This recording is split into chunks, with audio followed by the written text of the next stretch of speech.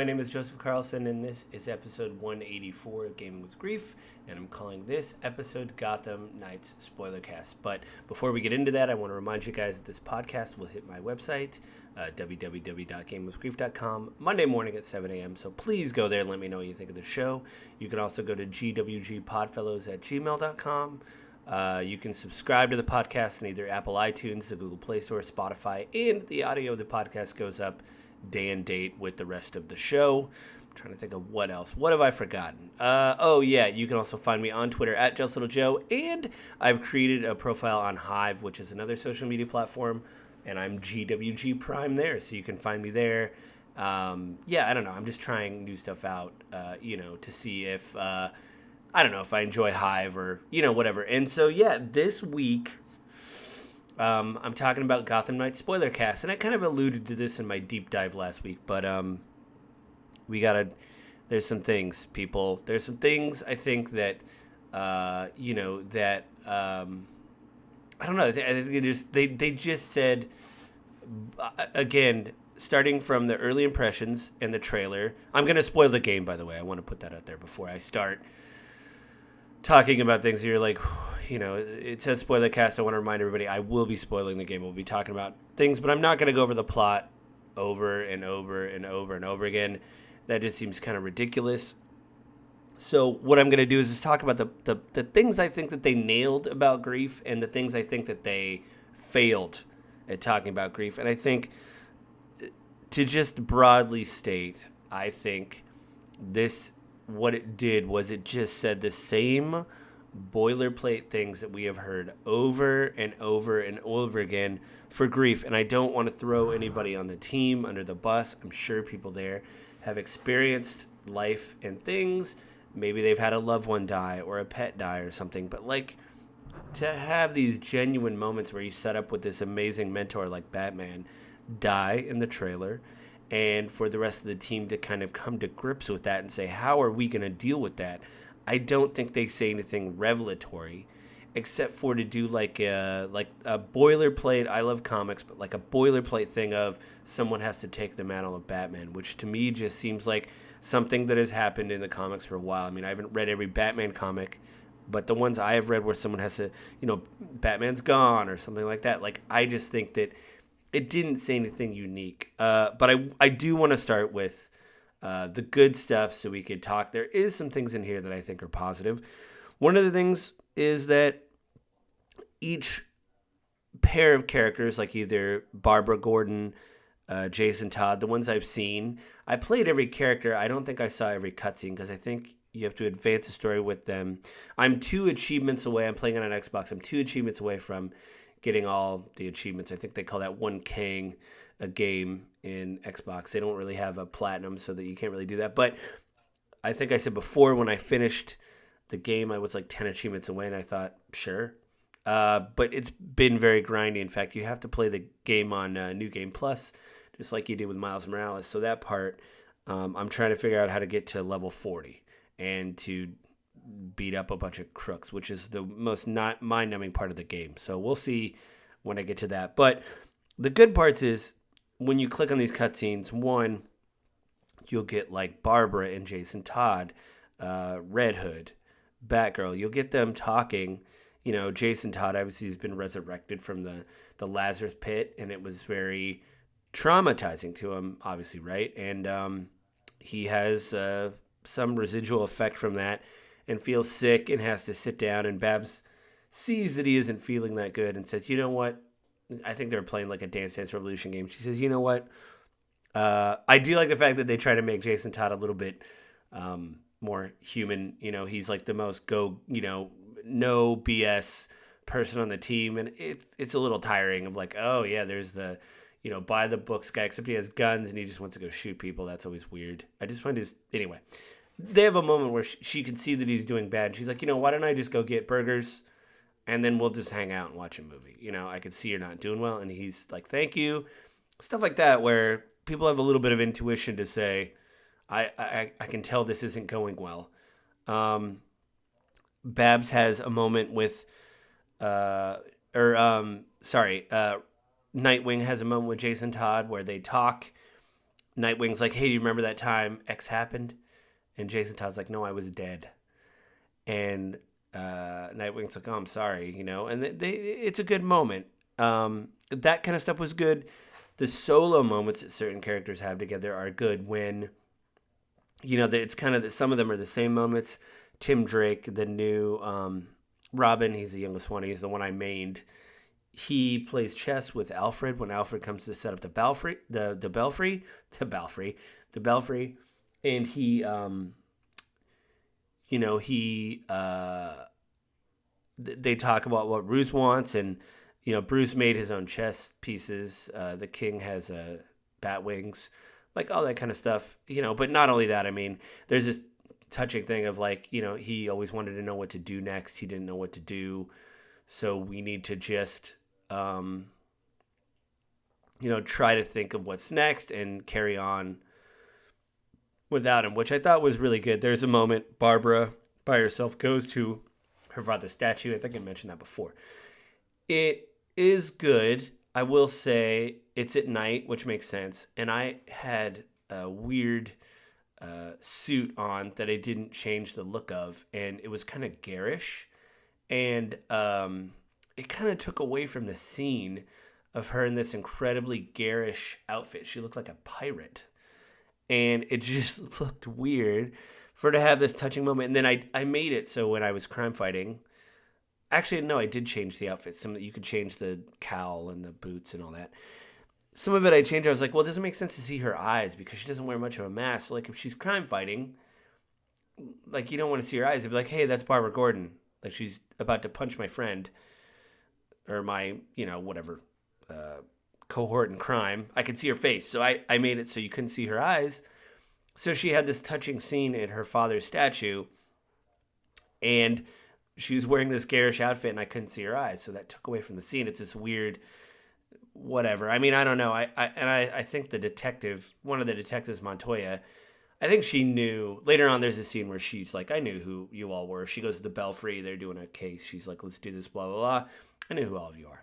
I think one of them she was surprised at. She's like, oh, you're so-and-so. But I don't know. That felt good. And there was a scene with... there's another scene between two of them, between Nightwing and Jason Todd again, Red Hood out in the city, where they're just sitting there, kind of patrolling, but they're up on a rooftop looking around.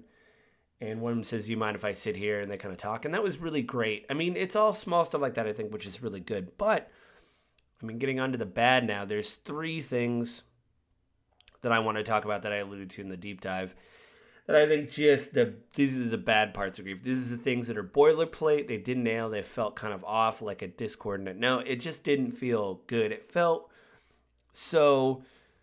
I don't know. I've obviously been to funerals. I've had, I've been very honest about this. Sometimes I say the wrong thing to people that are grieving, but this sounded like something that somebody says to you and they don't know what to say. And it was, you go into the training simulation to train, and Batman's there. He uses a voice modulator. I brought that up before. That's kind of a small note, but I like that he did. They kind of address the fact that they could figure out who Batman was if he just talked. But he says, quote, let go of your grief to Tim Drake, which I was like, oh, you could just stop. You guys, you could just stop, There's a great line about calming your mind, preparing, calming your mind, training your body to be ready for fighting because you're training, to fight bad guys. That stuff was all good, like the idea of like silencing your mind. But like the let go of your grief, it's like, what? Like I could just stop? Oh, cool. Thanks, Batman. I'll just stop being sad. To me, that just sounds like people that just have really never experienced grief, or I don't know. It just felt really bad to be like, stop. Just stop it. You're like, that's not how... Like, imagine if you had like clinical depression and you went to a doctor and they're like, just stop being sad. Just stop. You're like, oh, right. Okay. Thanks. Really helpful. It's not really helpful. It's terrible. The second thing that I did not like was Jason Todd is fixing the bat cycle. I kind of alluded to this before. He's maintaining, he's doing spark plug stuff. He's maintaining the bat cycle. He sees that Tim Drake, the youngest member, the new Robin, the one who I mained, is pacing back and forth, and he says, "Hey, give me that antifreeze over there." So Tim Drake gives him the antifreeze, and then Tim Drake's like, "I just don't know what to do. We should be out doing something." Bruce would know what to do. Kind of goes in this inner monologue, kind of talking to himself, but Jason Todd could hear him. He's like, "We need to do something. What do we do?" Back and forth. And there's a silence. And then Jason Todd pats him on the shoulder and says, "Try grieving," which that's what I'm doing. That's exactly what I'm doing, Jason Todd. I'm trying to process my feelings through talking out loud about how I feel about Batman dying. It's redundant. That line is. It's like I'm doing that. Tim Drake is incredibly intelligent. Apparently, he figured out who Batman is. He did well in these classes. I don't know. He's like a genius, supposedly. I'd be like, you think? I mean, I understand Jason Todd's intimidating because he has guns and he's massive. But I've been like, I'm trying to, Jason. That's what I'm trying to do. Man. Jeez. They do write emails to each other about therapy, which I thought was interesting. I forget how they landed on that. Some of the emails at the end I did not read. Some of them were funny in the beginning, but they just kept going and going. And some of them were spam emails, which I appreciate. Anybody on a dev team who has to write a spam email of like, how spammy should this be? That was good, but the emails were good. But like, just the fact that someone tells you to try grieving, it's like, I'm doing that. I'm doing that right now. I am literally doing that. And the other thing, big spoiler, again, I'm spoiling this whole thing that I didn't like is they brought Batman back.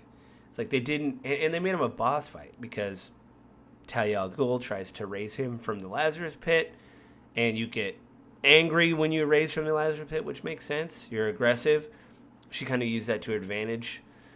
You have to beat up Batman, Bruce, whatever, in the Batcave. I like that whole setting was good, but like they couldn't trust the fact that I think that the team had to be alone. And it was really frustrating to be like, oh, I guess I'm just going to punch him now, and then you try to subdue him and talk sense into him, which works. But then right after you do that and you think, oh, man, they're bringing him back. I mean, I guess that's good. I mean, first off, you can't kill Batman. But they kind of did again. Anyway, after he doesn't do what Talia wants, after you knock sense into Bruce Wayne by punching him in the face, Talia stabs him to kill him. So that was cool. I don't understand what that whole scene was about. There's some story reasons why she did it. Again, I'll spoil parts of this game, but not all of it. There's story reasons why she did it. But to bring him back and just be like, well, you're useless again. Let me just stab you again. I mean, and then they try to say something about politicians, that they're greedy or something. It didn't really, it was depressing. And then, then at the end, they're supposed to be sad. Tim Drake takes the mantle and says, I'll come for you. Batman may be dead, blah, blah, blah. Some people probably connect the fact that, I don't know. They said Bruce Wayne died in the beginning. Crooks might be able to put together if Batman's dead, they're the same person, I guess. It doesn't matter. It was just, like, I don't think, in the end, the game did anything unique with the message of grief. Like, it really didn't. It wasn't like, oh man, this is an interesting take, on the game. Yes, they all miss Batman. That makes sense. He's their mentor. But like after that, that's it. Of like, we miss him. Even the Barbara Gordon stuff with her dad. I think she says like, I miss you, Dad, or something, which is good. I mean, she should. She loves her father, but like, I don't know. I wasn't like, oh, that's revelatory. Now, I'm playing a game now. I got a game early for my birthday that came out recently. I won't say what it is, but it's actually saying a lot of interesting things about grief and moving on, getting to the next part of the next step in the journey, I think, of like the healing part, the part of like, okay, these things have happened to me. I need to deal with this stuff properly, and now I'm trying to. And I think that's pretty great. I'm going to do a little bit more research. It may be something where they just totally don't land the plane. They pull a Top Gun NES where it just hits the carrier at the end. But so far, this other game that I'm playing is doing a really good job. Gotham Knights did not. I don't think the themes, that like the idea of Batman dying and how that affects people, I think it was very just baseline. Like, yeah, of course they have to be sad. They have to kind of question what's going on, but they got to get on with it, you know? I think it really would have elevated, you know, something that people are kind of on the fence about. Again, I don't really, you know, you can go to other places and read reviews. I know people have been very negative on it. I think there's good parts to the game, but, you know, some of the other stuff was not. And in Grief, I think they really fell short. I think it really, really, again, didn't say anything new or revelatory. And it was just a baseline boilerplate thing. And I think that's it this week, guys. But I want to remind you that this podcast will hit my website, www.gamewithgrief.com. Please go there. Let me know what you think of the show. Leave a comment. If you want me to review a game, put it there. You can also go to gwgpodfellows@gmail.com. Drop me an email. Let me know what you think of the show. You can also, if there's a game you want to review, leave it there. You can also subscribe to the podcast in either Apple iTunes, the Google Play Store, or Spotify, and the audio of the podcast goes up on YouTube at 7 a.m. on Monday, as well as it does on GWG or GameWithGrief.com. Also, really quickly, you can find me on Twitter at JustLittleJoe, and I'm on Hive, but I just started on there and I'm learning what Hive is. I'm still on Twitter at JustLittleJoe, but there's fewer and fewer people on there that I follow. Anyway, really quickly, I noticed that whatever update pushed through the Apple iTunes to Apple iTunes actually gave me data on who's listening to the podcast. And I got to say, I have some listeners of the podcast on Apple iTunes, which is great. I didn't have that data before. For whatever reason, it didn't show up. I opted in all the time, but it said the program was in beta. And then all of a sudden, now I have data. So thank you to everybody that's listening to the podcast and the Apple iTunes. Leave me stars and a rating and stuff like that. I've said it before, but apparently that helps the algorithm. If you like something or put stars, that helps get it out there to the world. So hoping to just build an audience. I also have more listeners on Spotify, which is really great. SoundCloud some more, but I'm still kind of suspect that SoundCloud is probably bots, because I get a lot of stock, sell your thing here. And I've started getting people reaching out to me for sponsorships, but I believe that is a scam. There's been some scams going around. So apparently there is some algorithm information out there for them to reach out to me, but I think it could be a robot again. So other than that, I guess I'm building audience. I just want to thank everybody for listening. I mean, we're getting close to episode 200 here, so it's pretty crazy that I've been doing this for a while. But with that, you guys have a good week, and I will see you guys next